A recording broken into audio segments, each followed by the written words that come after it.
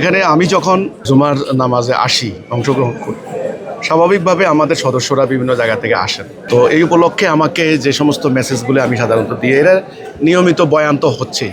Specially আজকের যেই জুমার দিনে আমাদের নোয়াখালী থেকেও অনেক মুসল্লি আসছেন। তাদের সামনে আমি যে কথাটা বলেছি, গত 1 তারিখে নোয়াখালী জেলা স্কুল ময়দানে হেফাজতে ইসলামের যে ব্যানারে কতিপয় আলেম, তারা আলেম নামধারী আমি বলবো, তারা যেভাবে মিথ্যাচার করেছে, গুজব রটনা করেছে, গালাগালি করেছে, অশ্লীল অশ্রাব্য ভাষায় তারা কথা বলেছে, হুমকি দিয়েছে, এগুলি ইসলামের কথা নয়, ইসলামের আচরণ নয়। আমি আজকে এই কথাটাই বলেছি যে আপনারা নিজেরা আসেন, দেখেন, আমাদের বয়ান শুনেন, কথা শুনেন। আল্লাহ তো কোরআনে বলেছেন শুনো, মনোযোগ দিয়ে শুনো, এর মধ্যে যেটা উত্তম সেটা গ্রহণ করো।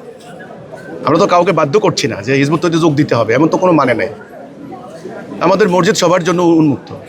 কাজে আজকের এই জুমার দিনে আমি আমার নোয়াখালী এলাকার, এখানে লক্ষ্মীপুর থেকে অনেক লোক আসছে, আমি একটাই বার্তা দিয়েছি, সাধারণ মুসল্লিরা আপনারা আল্লাহর নীতিমালা অনুসরণ করেন। ওরা যেহেতু আমার বিরুদ্ধে অপপ্রচার করেছে, জনসভা করেছে, মাইক লাগিয়ে হ্যান্ডবিল পুস্তিকা দিয়েছে, এখন আমার কথা শুনেন, জনগণ বিচার করবে।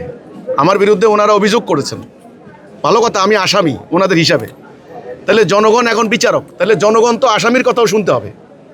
সেটাই আমি বলেছি যে আমার বক্তব্য শুনতে হবে, শোনানোর ব্যবস্থা করতে হবে। আমাকে ওনারা যে কাফের ফতুয়া দিচ্ছেন, কিসের বলে দিচ্ছেন? এটা মিথ্যা, অন্যায়। আমি এমন কোনো ইসলামের বুনিয়াদি বেসিক বিষয়, এমন কোনো কিছু অস্বীকার করি না। অস্বীকার করলে কুফর। আল্লাহ, রসুল, জান্নাত, জাহান্নাম, হাসর, নামাজ, রোজা, হজ, জাকাত, ওরা বলুক। আমি ইসলামের কথা বলি, কলেমার কথা বলি, তাওহীদের কথা বলি।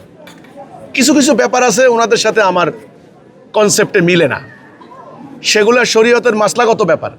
এটা নিয়ে তো মুসলিম বিশ্বে হাজার হাজার দল, হ্যাঁ, তো কাজেই ওই ব্যাপারগুলো তো আলোচনার ব্যাপার। কিন্তু তাই বলে আপনি আমাকে কাফের ফতুয়া দিবেন, দেশ থেকে বাইর করে দিবেন, নোয়াখালী থেকে উচ্ছেদ করে দিবেন, এই যে উস্কানিমূলক কথাবার্তা, এটা বেআইনি, এটা আমার মানবাধিকার লঙ্ঘন, এটা বাক স্বাধীনতার বিরুদ্ধে কথাবার্তা। আমি আমার আজকে জুম্মার দিনে আমার এখানে যারা মুসল্লিরা আসছেন তাদের উদ্দেশ্যে আমি একটা কথাই বলেছি, আপনারা আমার বক্তব্য শুনেন।